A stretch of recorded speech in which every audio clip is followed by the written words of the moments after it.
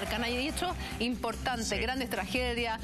Vamos a partir, por ejemplo, el 2001, el 11 de septiembre, cuando alrededor de las 9 de la mañana de nuestro país empezamos a ver estas imágenes que se estaban transmitiendo en directo. Imágenes impresionantes, nunca antes vistas acerca de este atentado, en donde dos aviones finalmente chocan contra las Torres Gemelas. Yo estaba acostada en mi cama levantándome porque el día anterior yo trabajaba en La Última Noticia. Había tenido turno y prendo las imágenes, impresionante, impactante, y me fui al diario y ahí estuvimos trabajando hasta las 1, 2 de la mañana. ¿Tu día libre se fue a la...? No tenía día libre, claro. ¿Y tú, Coñe? Yo estaba estudiando el examen de grado de periodismo en la Católica y me va mi mamá a despertar. Me dice, necesito que vengas a ver la televisión urgente. O sea, uno como periodista. Claro. Y yo así como dormía porque no era muy temprano tampoco. Tampoco estaba 9. Era como 9, 10. Y de repente yo empecé a ver así y empecé al tiro a llamar por teléfono y a comunicarme con mis amigos periodistas de la Católica. Y ahí conversando y no me pude parar hasta como las 6 de la tarde de frente del televisor. Todo el día viendo televisión. A mí me pasó que... ¿Dónde estabas tú? Yo estaba en pelota. ¿Qué? En un cementerio. ¿Cómo en pelota? Ya, pero... Ay, pero ¿cómo hayas estado en pelota en un cementerio? Te voy a decir, ya... Es como Lindorf, que estuvo ahí. No. Estaba desnudo en un cementerio. ¿Estabas grabando algo? Yo estudiaba... Cuando dices desnudo, ¿es desnudo? Estabas... ¿Con las joyas de la familia al descubierto? Sí, con las joyas de la familia al descubierto. Estábamos haciendo un ejercicio de teatro, un ejercicio de aproximación para una obra que estábamos montando en la ex cárcel de Valparaíso. Y frente a la ex cárcel de Valparaíso hay un cementerio. Hay un cementerio que es muy antiguo y muy bonito. Y nos conseguimos permiso para hacer un ejercicio en el cementerio. Y el ejercicio consistía entre esta volada teatral y todo. Salíamos desnudos de algunas... ¿De los mausoleos? De algunos mausoleos. Y yo me acuerdo que salí todo y de repente como que llega el guardia y como que nos va a parar, pero yo dije, pucha, nos está interrumpiendo el ejercicio y de repente dice como que nos paren, onda, paren. Tuvimos que parar y dice, hubo un atentado en Estados Unidos, no sé qué, y quedamos todos como empelotados. Claro, literalmente, pero ecológicamente. ¿De dónde estaba y cómo estaba? Era impresionante. A mí me tocó, una de las misiones, claramente para cubrir para el diario, para reportear, era contactarme con un tío que yo tenía que vivía en Nueva York, que era juez de Nueva York, era gringo. Y después de mucho rato, porque el juzgado estaba al frente de las Torres Gemelas, súper cerca, de mucho rato me pude contactar con él porque se habían tenido que ir caminando hacia sus distintos hogares y me dijo que eran las escenas más impactantes de la vida. Me decía que la gente como saltaba como paquetes de cabrita en desesperación. Que yo creo que era como un volcán que había azotado, porque me decía, está lleno de cenizas, no se puede respirar, es como no se ve nada, era una confusión total, era tremendo. ¿Y para el terremoto, ¿dónde les tocó el terremoto? Yo de 8 meses y medio, pero espera, mira, Monse dice lo siguiente: yo volvía a mi casa para las Torres y el micrero me dijo, apúrese mijita, hay que entrarse, viene la guerra. ¿Sabes qué? ¿Sabés lo que pasa? Es que esa era la sensación. A mí me tocó viajar a Estados Unidos por el día que un tiempo después, pero muy poquito después, cuando nadie viajaba a Estados Unidos en avión. Había un miedo súper importante. Después de esto hubo un miedo, y sabéis que yo me fui en el avión y éramos muy pocas personas porque yo tenía que ir a cubrir un hecho, no me acuerdo qué, algo, y éramos casi solos en el avión. Era impresionante porque ese día muy poca gente viajaba. ¿Sabéis qué? La sensación que nos comentaba el amigo en el Twitter es exactamente porque cuando yo me fui y se había estrellado el primer avión... ¿Dónde estabas tú? Yo estaba en mi casa y iba rumbo a un local que tenía en Portal Lion y se sabía, porque decían que había sido una avioneta, un accidente. Y llego y está la dependiente, una amiga que trabajaba, que ya había abierto la tienda y que empezó a atender y estaba llorando y entonces, ¿qué pasó? ¿Qué no hay visto? Le decía, las Torres Gemelas, sí, pues se estrelló una avioneta y decía, no, son 2 aviones, se viene la Tercera Guerra Mundial, y estaba llorando. Claro. Porque decía así que se acabó el mundo. Eso era muy impresionante porque el segundo avión que uno lo estaba viendo en vivo. Eso es impresionante. Entonces, eso, como tú decís, no puedo creer, aquí es cuando uno dice, la realidad supera la ficción. Que no podía ser de lo que uno estaba viendo. Primera vez de que uno podía ver en vivo algo tan terrible como eso. No, fue impresionante. Ahora, otra de las cosas que nos choqueó y que todos sabemos finalmente dónde estamos, porque son hechos que nos han marcado, fue el reciente terremoto del 27 de febrero del 2010. Jaime, ¿dónde estabas tú? Yo estaba en el Hotel O'Higgins. Porque estamos todos en... O sea, la mayoría estábamos en Portada, no sé, estaba en el Hotel O'Higgins, estaba en la pieza de unos compañeros tomando vino. Fue muy loco porque en ese minuto empezó ¿cómo se llama? A temblar muy fuerte. ¿Con quién estabas? Y la primera reacción fue como, cuidado con las copas y el vino. Y de repente cachaste que la cuestión ya no... Que ya daba lo mismo. Y ¿sabéis lo que me pasó? Que fue muy ridículo. De repente salimos de la pieza y la niña de la pieza al frente sale desnuda. Y yo la quedo mirando y le digo, pero viste, te sé que correr, le digo. Se veía la estupidez. Y ella como que... Y se volvió, efectivamente, se fue a poner ropa porque salió completamente pelucha, como tú en el cementerio. Tenemos Twitter, atención. La gente nos está escribiendo. Ayudando a la mañaneros. Marcia Báez, me casaba al otro día del terremoto. No pude creer que se cayó medio Chile y no me casaría. ¿Sabes qué? Eso que dice Marcia es muy potente. A mi hermano le pasó lo mismo en el 85. Es que ¿sabes qué? Uno en el minuto es re loco, porque piensa en la cosa primero en la individualidad, incluso en cosas súper idiotas, como cuidado que se caiga el vino. Claro.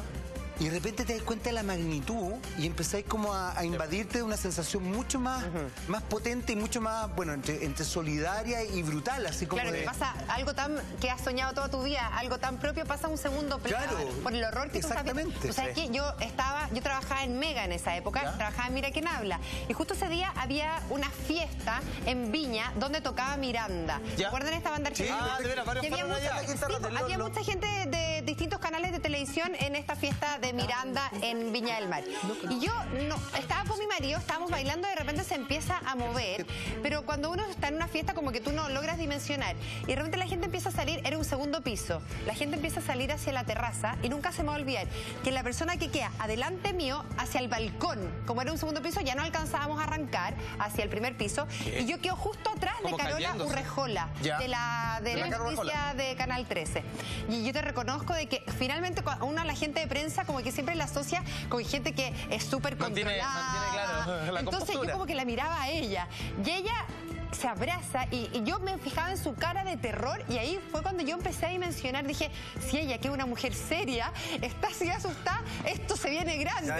Porque yo hasta el momento yo decía esto es un temblor y ahí todos parados en el balcón y ahí no te podías quedar parado ya. Y ahí te juro por Dios, había gente que saltaba del balcón hacia el primer piso y mi marido me tenía y Carola Urrejola acá también se abrazaba con su marido, con su pololo en esa época, pero fue realmente impresionante. Tenemos un Twitter, mira, Claudio Labraña dice, el terremoto me tocó vivirlo en la playa, soy de Conce, fue increíble ver cómo desapareció el mar en cosas de minutos.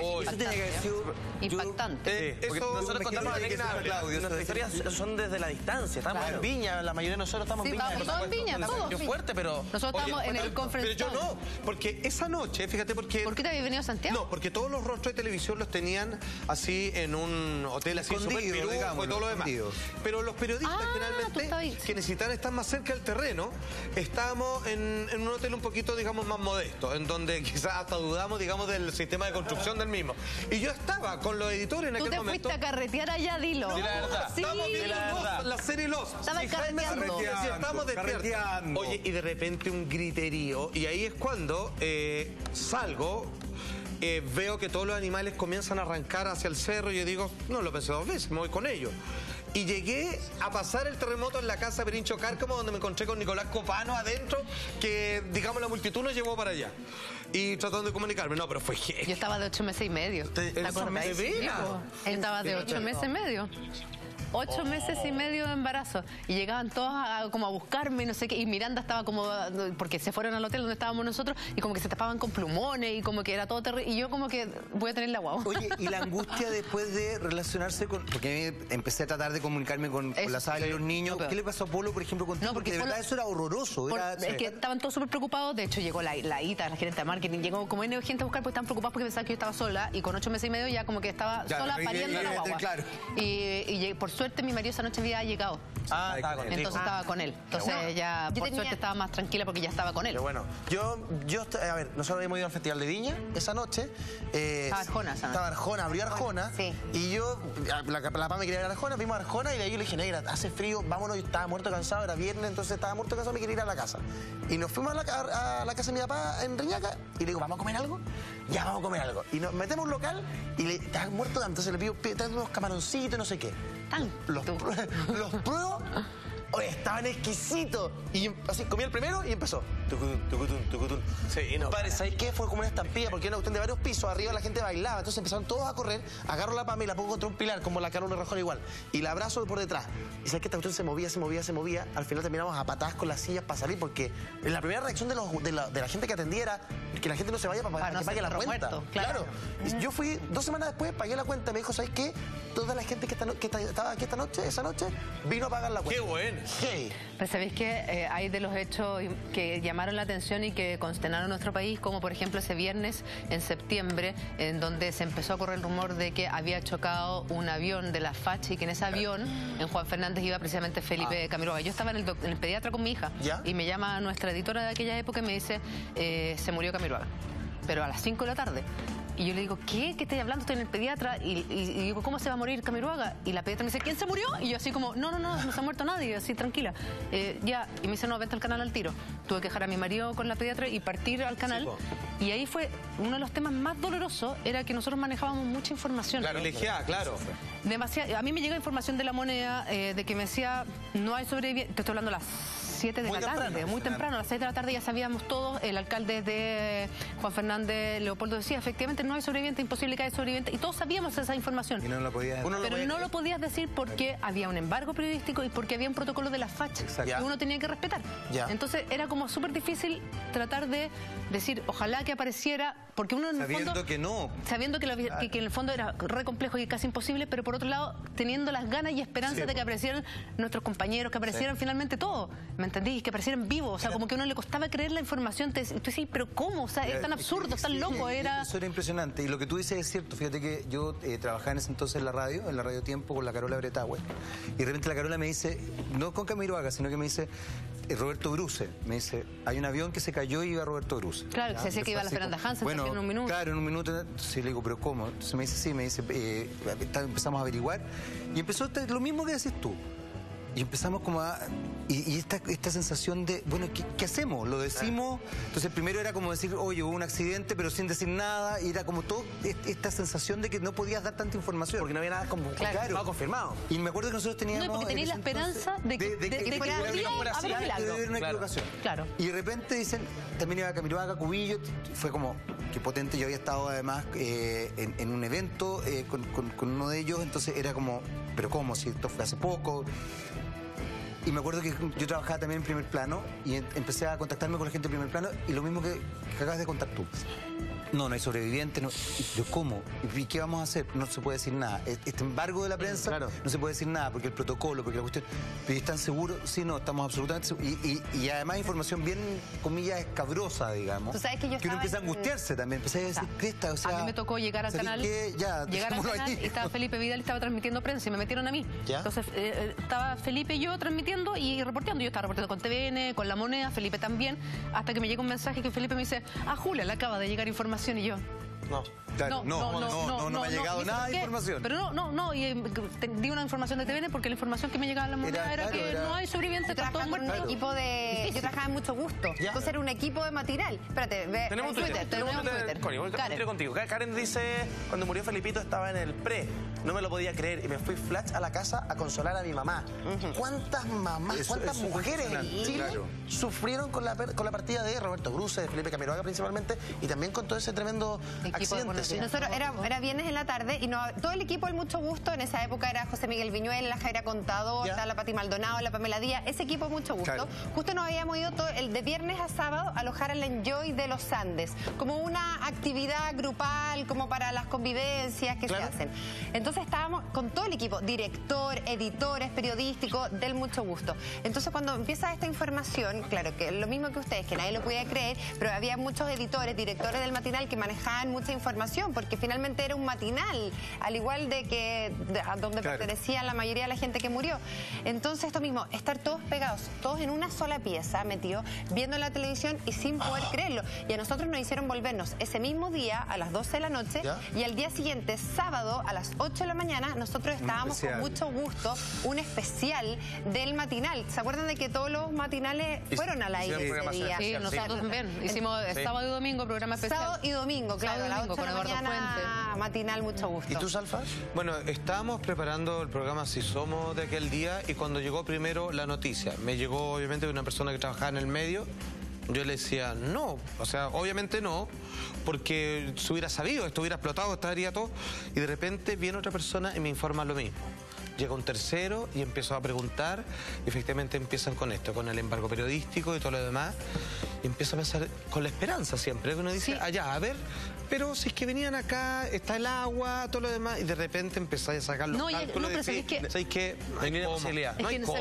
Es que uno con las ganas de que estuvieran vivos, uno empezaba a decir, ¿cómo nos saltaron? ¿Cómo no? O sea, tiene que haber... Eso es lo que me ha llamado la atención. Uno esperaba que al final saliera la gran sorpresa. Claro, eso. Como un final feliz. Claro, exactamente. Yo no lo podía creer. Uno quería el final feliz. A mí la PAME me despertó rápido y me dijo, Eduardo, un accidente, en tal programa dicen tal cosa. Dije, no, están inventando, no puede ser.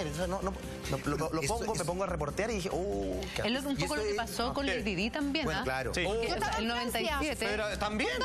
¿Cómo le dijo? ¿Cómo le dijo? Estaba ahí, en el túnel de las almas. Era el paparazzi. ¿Qué edad tenías tú más o menos? El 97 estaba 20 años.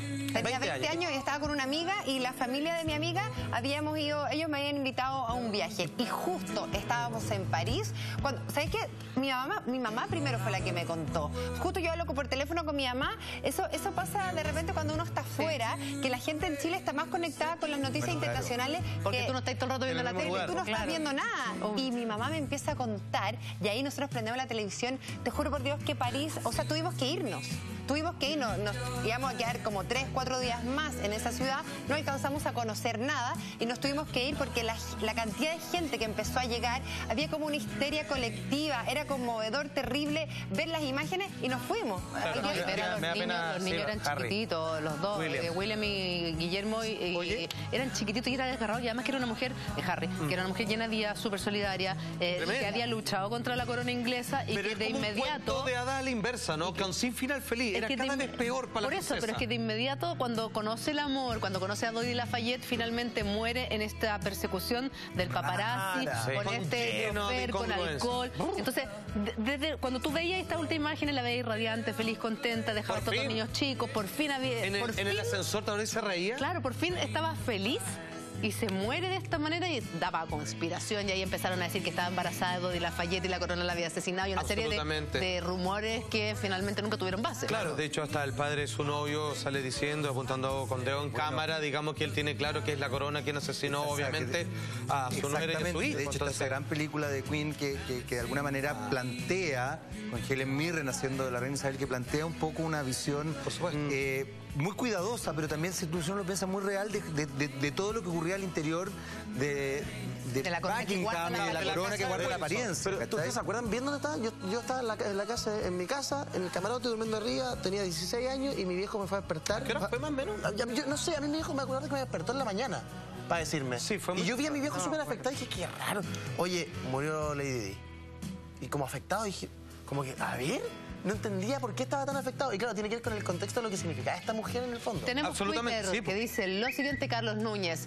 Yo tenía 3, 4 años y mi mamá me dijo que yo lloraba a mares por la muerte de Diana. Es que es verdad. ¿Sabes lo que pasa? Que era imposible no empatizar con ella. Porque yo siento de que todas las mujeres empatizamos, aunque tuviéramos 12, 15, 20 años, porque era una mujer que siempre uno la vio como una mujer muy sufrida. Que nunca lo había pasado bien en el amor.